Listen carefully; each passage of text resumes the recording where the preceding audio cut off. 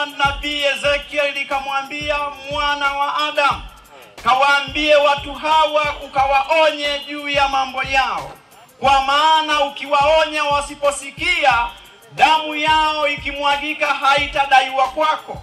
Lakini kama wewe hujawaonya, alafu wakapata madhara damu yao ikimwagika, nitakudai wewe.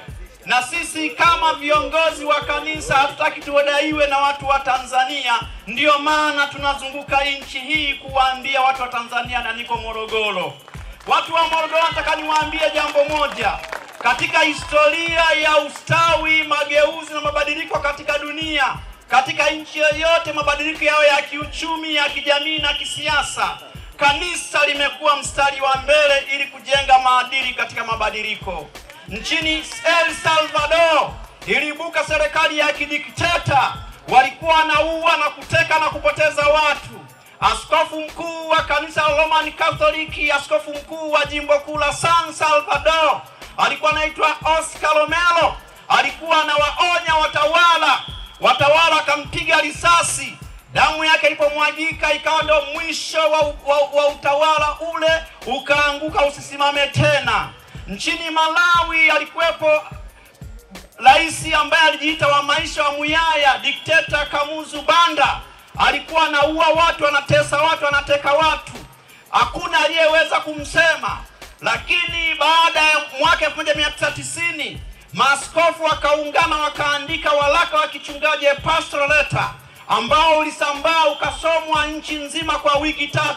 Utawala wa Dr. Hastini Kamuzu Banda wa Muyaya kule nchini Malawi ulidondoka usisimame tena na haujasimama tena. Nchini Afrika Kusini zilianzishwa siasa za ubaguzi wa rangi. Waliua watu, waitesa watu, wakateka watu. Wakanunua na baadhi ya maaskofu wakawa wanasema ubaguzi wa rangi ni utawala, ni mfumo uliotoka kwa Mungu, likubaliwa na Mungu. Lakini askofu mkuu wa kanisa la Anglikana Desmond Mpilo Tutu aliinuka akawa pamoja na watu. Ubaguzi wa rangi, mtawala ule, wakawaweka ndani, wakawafunga maisha. Nelson Mandela na Walter Sisulu. Lakini Oliver Tambo alikimbia nchi. Ndipo askofu mkuu Desmond Tutu akavaa majoho yake, akaanza kuandamana na watu kule Soweto, akazunguka nchi nzima Afrika Kusini, akaenda mpaka Umoja wa Mataifa kusema vibaya utawala wa rangi, utawala makaburu. Ubaguzi wa Afrika Kusini ulianguka, haukusimama tena na hautasimama tena. Mwisho ni nchini Uganda. Idi Amin alimpindua Milton Obote, akaanzisha utawala wa chuma, anaua watu, anateka watu, anatesa watu. Askofu mkuu wa kanisa la Uganda la Anglican alikuwa anaitwa Janani Luwum, alimnyoshia kidole Idi Amin. Idi Amin akamuua Janani Luwum. Janani Luwum alipouawa, damu yake ilipomwagika, utawala wa Idi Amin ulianguka, haukusimama tena. Hapa Tanzania Julius Nyerere aliambiwa siri kubwa na kanisa. Padri wa kanisa Katolika alikuwa Father Welsh, alimuita Julius Nyerere akampa siri ya kudai uhuru bila kumwaga damu. Ndipo Julius Nyerere akajiuzuru, akazunguka nchi nzima kuwaunganisha Watanganyika chini ya TANU. Tanganyika ikawa ni nchi ya kwanza kupata uhuru bila kumwaga damu kusini mwa jangwa la Sahara. Nitaka niwaambie utaratibu jinsi gani kanisa ni sehemu ya kupigania haki duniani. Na ndio maana hapa Tanzania ulivyoibuka ushenzi wa kuua watu, ushenzi wa kuteka watu, ushenzi wa kupoteza watu na kumwaga damu wakati wa uchaguzi, kanisa kwa mara ya kwanza limeungana tena na kutoa kauli. Mmemsikia askofu wa kanisa la Kiinjili la Kiluteri KKKT Dayosisi ya Morogoro, Askofu Mameo, alikemea ushenzi wakati wa Pasaka. Huyu ni askofu hapa Morogoro. Mmemsikia rais wa Baraza la Maaskofu Tanzania, Askofu Pisa, amekemea kule akitokea Lindi, akawaambia watawala mambo mawili: wamwachie huru Mheshimiwa Tundu Lissu bila masharti yoyote, na wabadilishe mfumo wa ukandamizaji. Lakini watawala hawataki kusikia. Mmeona pia watu wasiojulikana waitaka kumuua padri wa kanisa Katoliki, katibu mkuu wa Baraza la Maaskofu Tanzania, Father Charles yatima. Lengo lake ni nini? Lengo ni kuwatisha viongozi wa dini. Eti wakiwatisha viongozi wa dini, maana yake ni kwamba watasimama, watanyamaza. Niwaulize watu wa Morogoro, ni kiongozi gani, ni mamlaka gani, ni utawala gani duniani ulioweza kunyamazisha sauti ya kanisa ukafanikiwa? Upo? Niwaulize watu wa Morogoro, niwakumbushe tu.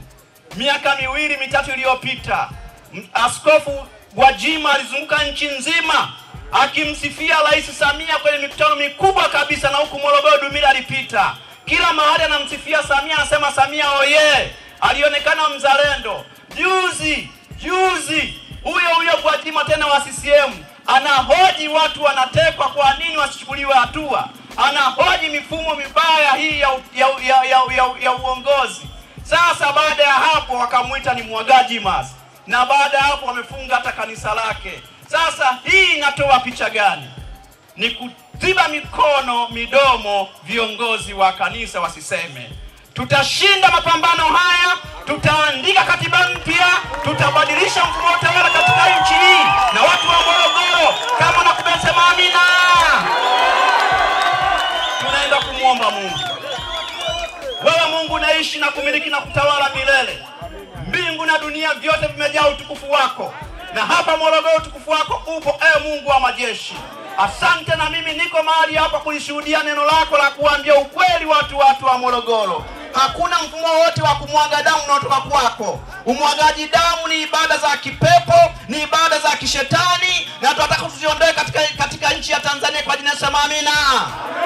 Mtawala yeyote, kiongozi yeyote aliyechaguliwa na wanadamu kwa kura au kwa kuteuliwa, atakayeamrisha vyombo vya ulinzi na usalama, kiwe jeshi la polisi, liwe jeshi la wananchi, liwe usalama wa taifa, iwe TANAPA, iwe magereza, iwe mgambo, iwe kikosi chochote cha asili, kwa ajili ya kuteka, kuua, kupoteza watu, kumwaga damu za watu na kupora uchaguzi na kuharibu uchaguzi, akafezeshwe yeye na watoto wake, kizazi cha kwanza, cha pili, cha tatu, cha nne. Sema amina.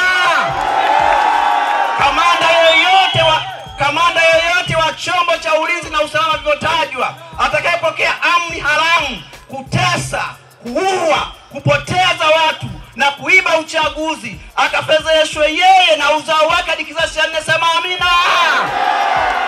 Taasisi yoyote, chombo chochote kitakachofanya kwa hila kutaka kufuta taasisi zinazotetea watu, iwe ni taasisi ya chama cha kisiasa, iwe taasisi ya dini, iwe chombo chochote kile cha jamii, akafuta au kuharibu au kukinyamazisha, akafezeshwe yeye na uzao wake na wanaotumika pamoja naye, kizazi cha kwanza mpaka cha nne. Sema amina.